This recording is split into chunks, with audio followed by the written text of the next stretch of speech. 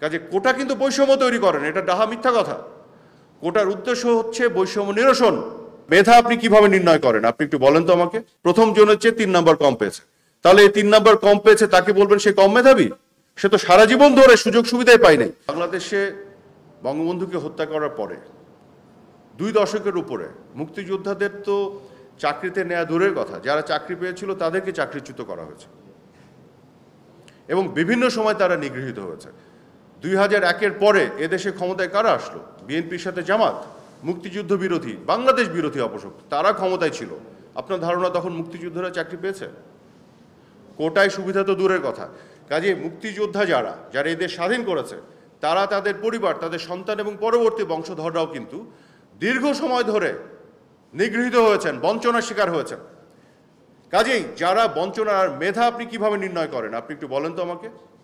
যে ছেলেটা বা যে মেয়েটা বিভিন্নভাবে বঞ্চনার শিকার হয়ে ওই 2.27 মধ্যে ঢুকতে পারে প্রিলিমিনারি লিখিত পরীক্ষা ভাইবা দেওয়ার পরে, সেই ছেলেটা বা মেয়েটা যদি মেধাবী না হয় তো কে মেধাবী? এখন জন্ম সনদ দিয়ে খোলো বিকাশ স্টুডেন্ট অ্যাকাউন্ট, নিজের বিকাশ নিজে কর। আপনি আমাকে বলেন, একজন একটা অবস্থাপন্ন ঘরে জন্ম হয়েছে, ভালো ভালো স্কুলে পড়াশোনা করেছে, টিউটরিংয়ের সুযোগ পেয়েছে, সে পরীক্ষা দিয়ে উত্তীর্ণ হয়ে মেধা তালিকায় ঢুকে গেছে। আর একজন তার বংশ পরম্পরায় নিগৃহীত হয়েছে, সুযোগ পায়নি, কিন্তু তারপরও সে ওই মেধা তালিকায় ঢুকেছে, কিন্তু হয়তো প্রথম জনের চেয়ে 3 নাম্বার কম পেয়েছে। তাহলে এই 3 নাম্বার কম পেয়েছে তাকে বলবেন সে কম মেধাবী? সে তো সারা জীবন ধরে সুযোগ সুবিধাই পায় নাই, পেলে তো সে 10 নাম্বার বেশি পেত। তা আপনি মেধা নির্ণয় করছেন কিভাবে?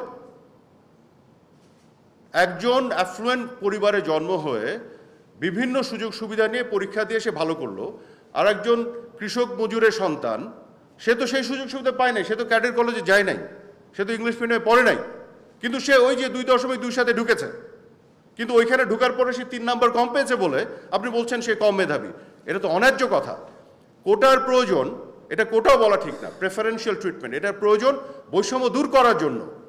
এই যে সারা জীবন ধরে বৈষম্যটা হয়ে গেছে, সেটা দূর করতে হবে এই শেষ মাথায় এসে। মুক্তিযোদ্ধাদের পরিবারের সন্তানরা সারা জীবন ধরে এবং সন্তানের পরবর্তী বংশধররা নিগৃহীত হয়েছে, বঞ্চনার শিকার হয়েছে। তারপরও যে সন্তানটা বা তার পরবর্তী বংশধর ওই 2.2 সাথে ঢুকেছে, প্রিলিমিনারিতে পাশ করেছে, লিখিততে পাশ করেছে, ভাইবাতে পাশ করে সে 2.2 সাথে ঢুকেছে, আপনি বলবেন সে মুক্তিযোদ্ধা পরিবারের সন্তান এবং তার পরবর্তী বংশধর সে মেধাবী না? আপনি বলবেন সে মেধাবী না?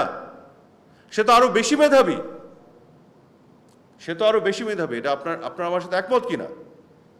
যারা সমাজে পিছিয়ে থাকা বিভিন্ন জনগোষ্ঠী, ক্ষুদ্র নৃগোষ্ঠী, তারপরে নারীদের যে বিভিন্ন সামাজিকভাবে বিভিন্ন চ্যালেঞ্জগুলি থাকে, যে কারণে তারা অনেক ক্ষেত্রে পুরুষের সাথে পেরে ওঠে না, আপনার প্রতিবন্ধী, তো এই যে পিছিয়ে থাকা জনগোষ্ঠীকে আপনি এগিয়ে দেওয়ার জন্য তাকে মেধা তালিকায় যেতে হচ্ছে, কিন্তু তার আগে আপনি এই সুযোগ দিচ্ছেন না। সকল পরীক্ষা উত্তীর্ণ হয়ে সে যখন একেবারে ক্রিম মেধা তালিকা সর্বোচ্চ জায়গায় পৌঁছচ্ছে, তখন আপনি তাকে সুযোগ করে দিচ্ছেন। সারা জীবনে তার যে বৈষম্য শিকার, সেখানে আপনি একটা ব্যালেন্স করে দিচ্ছেন। কাজে কোটা কিন্তু বৈষম্য তৈরি করেন, এটা ডাহা মিথ্যা কথা। কোটার উদ্দেশ্য হচ্ছে বৈষম্য নিরসন। আর কোটার মাধ্যমে মেধার যে অবমূল্যায়ন হচ্ছে, এই কথাটাও একটা ডাহা মিথ্যা কথা। কারণ মেধাবীদের মধ্য থেকেই কোটার বিবেচনা করা এবং তার যে আপনার কার্যকারিতা, সেটি কিন্তু করা হচ্ছে।